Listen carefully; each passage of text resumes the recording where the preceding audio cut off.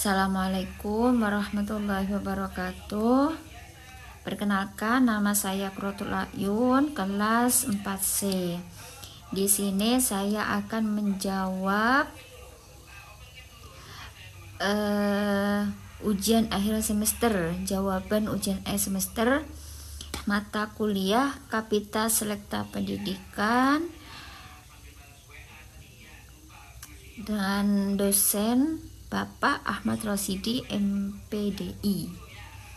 Nomor 1, analisislah tantangan terbesar pendidikan di Indonesia pada era Sukuiti 5.0. Sertakan argumentasi Anda berdasarkan konsep human-centered dan pemanfaatan teknologi dalam pendidikan. Jawabannya yaitu nomor 1, kesenjangan akses dan infrastruktur teknologi. Meskipun Sukuiti 5.0 menekankan integrasi teknologi canggih seperti AI, cloud, dan big data, tidak semua wilayah Indonesia memiliki akses setara terhadap infrastruktur digital. Sekolah-sekolah terpencil masih menghadapi keterbatasan jaringan internet, minimnya perangkat digital seperti laptop atau tablet. Yang kedua, ketidaksiapan SDM pendidikan. Guru menjadi fasilitator pembelajaran, bukan hanya menyampaikan materi. Siswa memiliki literasi digital dan keterampilan berpikir kritis. Yang nomor 3, ketimpangan kurikulum dan konteks sosial. Artinya, pendidikan harus membentuk manusia yang tidak hanya cerdas secara akademik, tapi juga berempati, kolaboratif, dan adaptif terhadap perubahan. Argumentasinya, Sukuiti 5.0 bukan sekedar revolusi teknologi, tetapi transformasi sosial berbasis teknologi yang harus mengutamakan kebutuhan manusia. Dalam konteks pendidikan berarti yang pertama itu teknologi harus menjadi alat untuk meningkatkan potensi peserta didik, bukan hanya menggantikan peran pendidik saja atau menciptakan kesenjangan baru. Nomor 2 yaitu manusia tetap menjadi pusat pembelajaran. Soal yang nomor 2, bagaimana Anda menilai kebijakan Merdeka Belajar dari perspektif keadilan dan pemerataan pendidikan?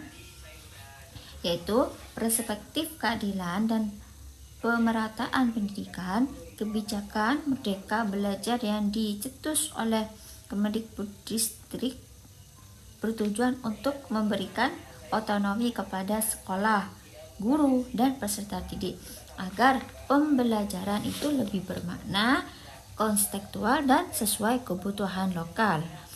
Yang kedua, tantangan terhadap pemerataan. Namun dari sisi terhadap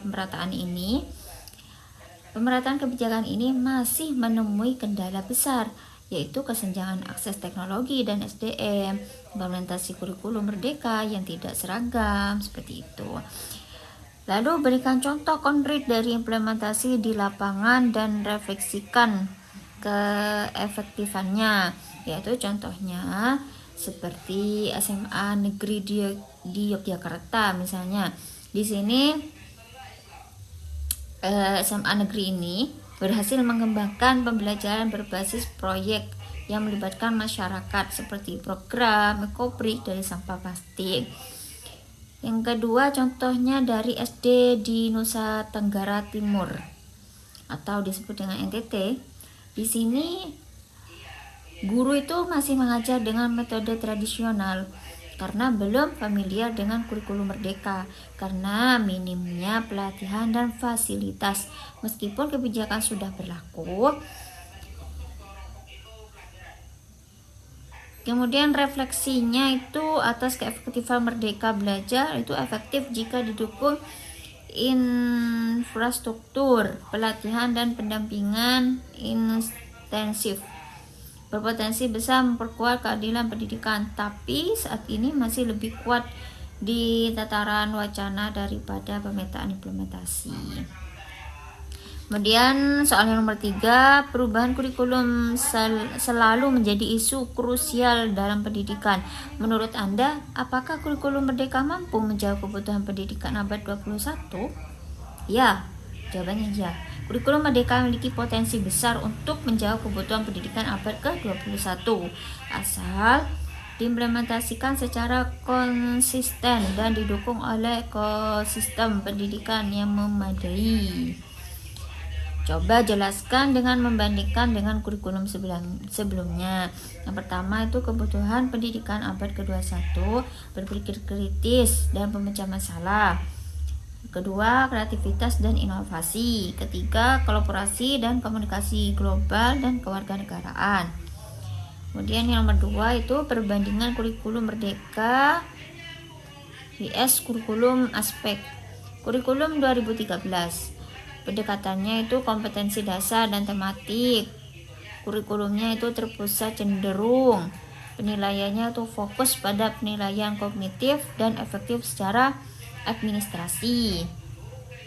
Yang ketiga, kelebihan kurikulum Merdeka dalam menjawab abad ke-21. Yang keempat, tantangan implementasinya yaitu ketimpangan kesiapan guru sekolah, kurangnya pelatihan dan pendampingan penyuluh, resiko multitafsir karena fleksibilitas yang terlalu luas. Selanjutnya soal yang nomor 4. Globalisasi dan digitalisasi memberikan peluang sekaligus ancaman terhadap identitas pendidikan nasional. Analisislah bagaimana pendidikan karakter dapat diperkuat dalam sistem pendidikan modern, yaitu globalisasi dan digitalisasi mempercepat pertukaran informasi, budaya, dan teknologi secara lintas batas. Hal ini karena memberikan peluang besar untuk kemajuan pendidikan melalui akses informasi dan metode pembelajaran inovasi. Namun juga memberi ancaman terhadap identitas budaya dan nilai-nilai lokal. Mengapa pendidikan tersebut karakter harus diperkuat? Ya, karena sistem pendidikan modern bukan hanya soal kecukupan kognitif dan teknologi, tetapi juga membentuk integritas pribadi, kesadaran sosial dan kebangsaan, empati dan toleransi, kedisiplinan, tanggung jawab, dan mandiri. Strategi penguatan pendidikan karakter dalam sistem modern, yaitu yang pertama, integrasi karakter dalam kurikulum dan metode pembelajaran. Yang kedua, pemanfaatan teknologi untuk pembelajaran nilai. Nomor 3, peran guru sebagai teladan digital dan moral. Yang keempat, keterlibatan keluarga dan komunitas.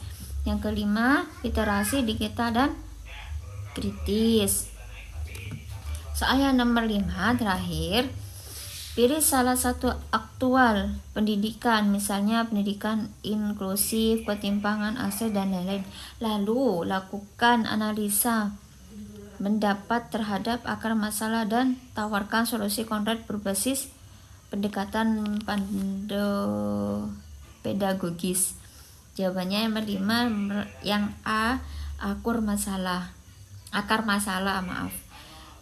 Faktor geografis. Di Indonesia, sebagai negara kepulauan dengan lebih dari 17.000 pulau, menyebabkan akses pendidikan sangat tidak merata karena kesenjangan ekonomi. Maksudnya itu anak-anak dari keluarga miskin cenderung tidak melanjutkan pendidikan karena keterbatasan biaya, yaitu keterbatasan biaya, harus bekerja atau tidak mempunyai kendaraan untuk sekolah. Kualitas guru tidak merata, maksudnya banyak daerah terpencil kekurangan guru berkualitas dan distribusi guru tidak adil. Di daerah terpencil kesulitan mendapatkan guru. Yang B, analisis pedagogisnya, ketimpangan akses bukan hanya masalah teknis, tapi masalah struktural dan sosial. Guru bukan hanya pengajar, tapi agen perubahan sosial. Yang C, solusi konkret berbasis pendekatan pedagogis, yaitu model pelajaran fleksibel. Kedua, program guru transformatif. Ketiga, sekolah berbasis komunikasi. 4, informasi. 5, evaluasi dan akuntansibilitas berbasis data sosial. Mungkin itu saja Kurang lebihnya mohon maaf yang sebesar-besarnya. Assalamualaikum warahmatullahi wabarakatuh.